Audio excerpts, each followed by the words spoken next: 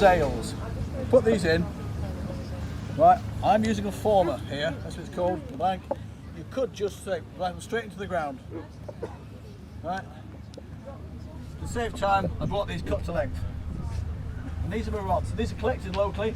They were cut 2 days ago, so they're still nice and fresh. You can cut September to March. And it's quite simple. You just start laying them on and weaving them in. Right. And as you can see straight away, the sails are wanting to wander all over the place, aren't they?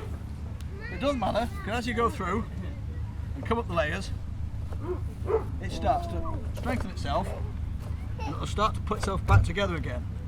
Right? It will all come. The reason they don't fall apart is because they are tied in at the ends. And the way you tie them in is the difficult bit, but the effective bit. So what I'm going to do, I'm going to put this one on. You see, I've picked a long one here. Yep. It says, trying to go the right way. Right, I picked a long one deliberately. This is a thin one. You can do it with quite thick stuff. Hazel is such a good wood to work with because it's fibrous. Now, if any of you have ever seen nettle string, you can make string out of things like that. Well, this has got a lot of fibre, and if I just bend this here now, it's going to snap. All right, so I'm just going to give it a bit of support, and I'm going to roll it in my hands. It's quite hard work. And you'll hear it going, and you can see it rolling. Can you see the actual wood rolling? And the fibres come apart, and you can actually see that on these old ones. Looks like thick string or rope, doesn't it? So you're turning a piece of wood into a piece of rope, effectively. And I can roll and roll and roll, and I can go around here all day for a while, so I can just keep rolling around. So I made a nice tight edge, and then I'm off again. Now by doing that, that can't go anywhere. So I'm going to do one at that end, and I'm going to come up and I'm going to put some at the tops, and then that's what locks it in. It'll stop it wandering. What I'm doing is I'm pulling it just gently against the wood. Keep that up, right? There we go. And you hear it go then, and you can see it starting to roll. It's starting to turn into rope. There it is. There is other wood you can do this with, but this is by far the best stuff. Sometimes it goes wrong, sometimes it snaps. Let's hope it doesn't do that today, eh? And there you are, and I'm off again. And now, by virtue of the fact I've done that, those bottoms will be tied in. So now I'm going to chuck a load of wood on top. But before I do that, I'm just going to do a little trick to help me along the way.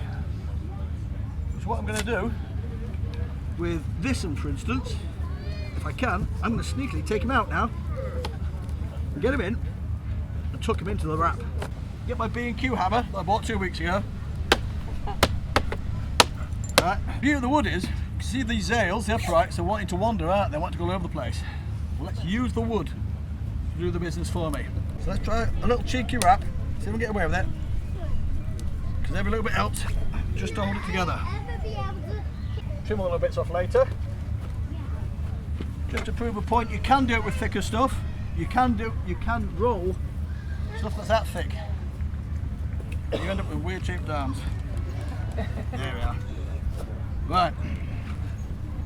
So now I'm going to just fill him up. Once again, I'm going to put the thicker one at this end because I just think it wants to go that way a bit. The wood will do the work for me. Don't fight it, go with it. There we go, looking good. Have a bit on that end now. You can use really bendy old cronky wood, and you look at it and you think, well, that's a bit rubbishy that. But the truth is, once you put it in, it's going to end up bent anyway. So work with the bend, often that's a really good thing to do.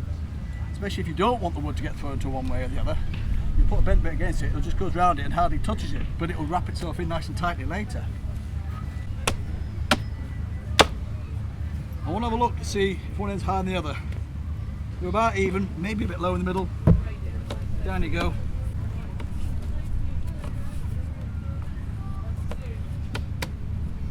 Right, now we're at a point where I think I'd like to do another wrap. So what I'm going to do is that cheater, so I've got one here that's now below the level. So if I bring him back on top and send him in, it's going to make it nice and tight. Here we go again, a nice skinny one. Easy to work with.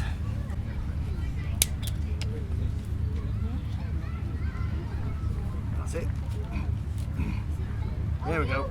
Lose him in there. That's not going to go anywhere now. Okay. So I'm leaning against the bar. This Hazel here, very slightly. Thank you. These are the ones that break. Keep going. There we are. Got him. Right, I'm not going to lock that in. So I want to put something on top and overlay it. Right. You come there. You come there.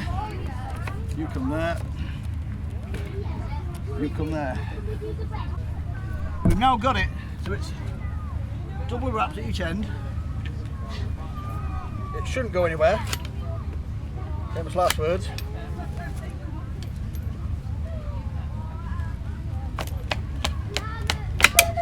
Tie the little fellow up.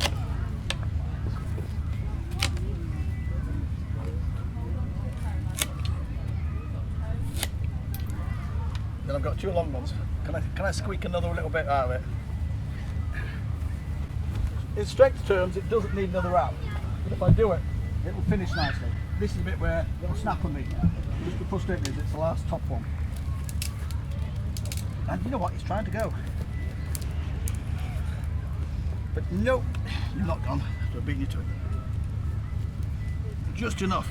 Lovely. Bear in mind, this is the underside you're looking at.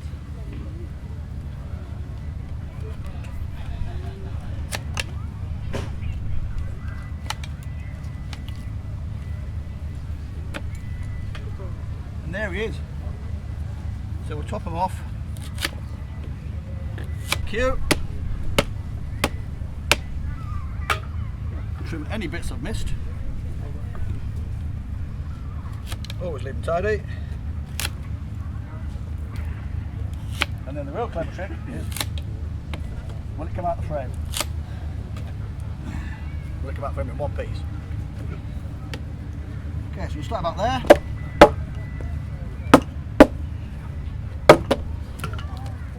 Oh. And there you go. You can do that. All you need is weird arms. Now there's one fly in my ointment, that first one that I snapped. So what I'm going to do, I'm going to mark way up. I'm just going to put another top one on, just to give a tidy finish. Right, have a little cheat. I'll have him under there. And same with this end. We'll unwrap a few. And then go in. Yes, we will go in. And then go in again.